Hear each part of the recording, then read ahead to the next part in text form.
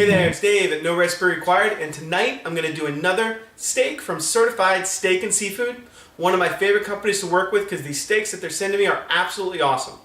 Today I've got a T-bone for you, which is one of my favorite cuts because I don't have to choose between the filet and the New York strip. It's essentially the combination of the two with that T-bone splitting the two cuts right down the middle. I'm going to show you how to do kind of a Tuscan T-bone this time, which is really a rosemary and garlic flavoring on the steak. It's absolutely awesome. We're going to grill it off in a grill pan, but you can do it just as easily outside over the coals. Let's go ahead and get started. Okay, so I've got my Certified Steak and Seafood T-bone here. You can see I've got the T-bone right there. Same cut as a porterhouse, and what I love about this is you've got kind of the New York strip over here. You've got some Filet Mignon over here. I thawed it out in the fridge like I do all my steaks, and then I just unwrapped it. I'm going to let it sit out for about 10 minutes or so. If any moisture comes up, just give it a pat to dry it out. And then we're going to marinate it with a little bit of rosemary and garlic. Okay, so our Certified Steak T-bone has just been out of the package for 10 minutes or so to dry off just a little.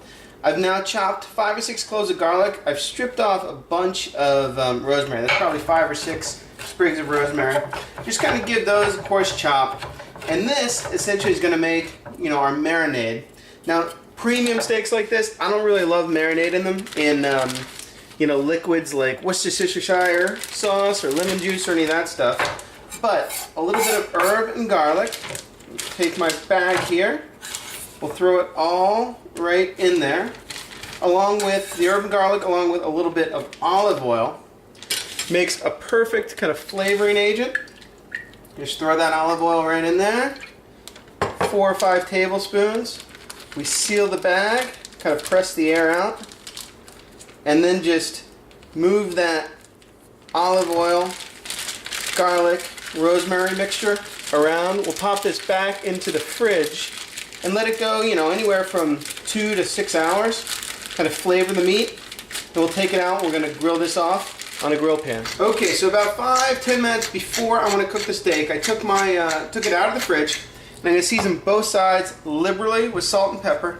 And, you can see I got some rosemary still left on there, a little bit of garlic. I like to knock most of it off, but a little bit's on there, not really a big deal. So we've let our Certified Steak T-bone come up to temperature. And then I've heated my grill pan to essentially super hot, almost nuclear. I want to let it go for 2 or 3 minutes on very high heat at least, almost to where it starts smoking. Then I'm going to lay the steak down. I'm not going to fiddle with it. I'm not going to touch it. I'm not going to do anything. I'm just going to let that one side sear. Same rules apply if you're grilling the steak outside.